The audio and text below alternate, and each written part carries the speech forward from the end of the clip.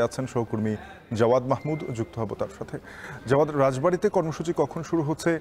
ফরিদপুরের কর্মসূচিতে এনসিপির নেতাকর্মীরা কি বার্তা দিলেন?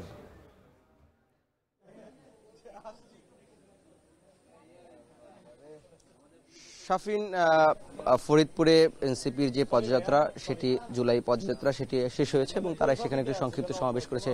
এরপরে আমরা দেখেছি যে তারা রাজবাড়িতে প্রবেশ করেছে। আমরা মূলত রাজবাড়ী কল্যাণপুর নামে একটি জায়গায় রয়েছি, যেটি মূলত রাজবাড়ী সদর উপজেলার একটি ইউনিয়ন এবং এখানে আমরা এখন দেখছি যে এনসিপির নেতারা যাত্রা বিরতি দিয়েছেন এবং তারা মধ্যাহ্নভোজের যে বিরতি সেটি সম্পন্ন করছেন এবং এরপরেই মূলত এই রাজবাড়ী শহরের রেলগেট যে এলাকাটি রয়েছে সেখানে তারা বিকেল 4টায় পদযাত্রা করবেন এবং একটি সংক্ষিপ্ত সমাবেশ করবেন।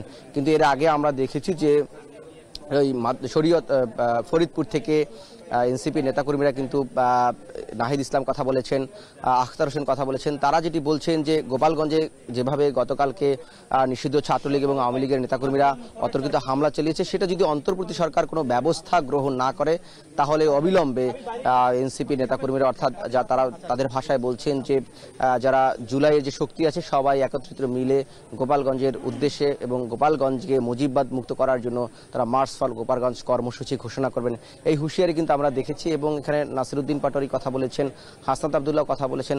তারা যেটি বলছেন যে আওয়ামী লীগকে এবং বাংলাদেশের স্বাধীনতা সার্বভৌমত্বের জন্য যতদিন পর্যন্ত আওয়ামী লীগের বিচার এবং নিশ্চিত করা না হবে ততদিন পর্যন্ত কিন্তু স্বাধীনতা এবং সার্বভৌমত্ব হুমকির মুখে পড়তে থাকবে।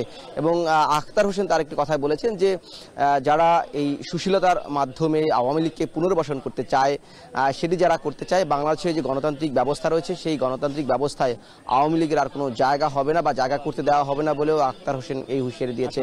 অর্থাৎ আজকে মূলত সকাল থেকেই যখন আমরা দেখেছি যে ফরিদপুরে নগরীর জনতা ব্যাংকের মোড়ে তারা একটি সংক্ষিপ্ত সমাবেশ করেছে এবং তার পূর্বে ফরিদপুরের সার্কিট হাউস থেকে এই জনতা ব্যাংকের মোড় প্রায় 1 কিলোমিটার রাস্তা পর্যন্ত তারা জুলাইয়ের ঘোষণাপত্রের দাবিতে পদযাত্রা করেছে।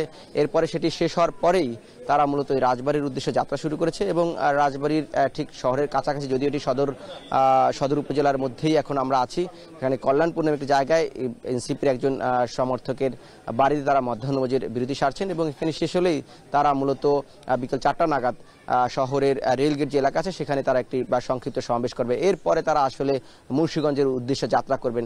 এই ছিল এখন পর্যন্ত এনসিপির পদযাত্রার আমার কাছ থেকে সব শেষ। 17তম দিনে ফরিদপুর হয়ে রাজবাড়ীতে এনসিপির জুলাই পদযাত্রা, সেখান থেকে জানাচ্ছিলেন জাওয়াদ মাহমুদ।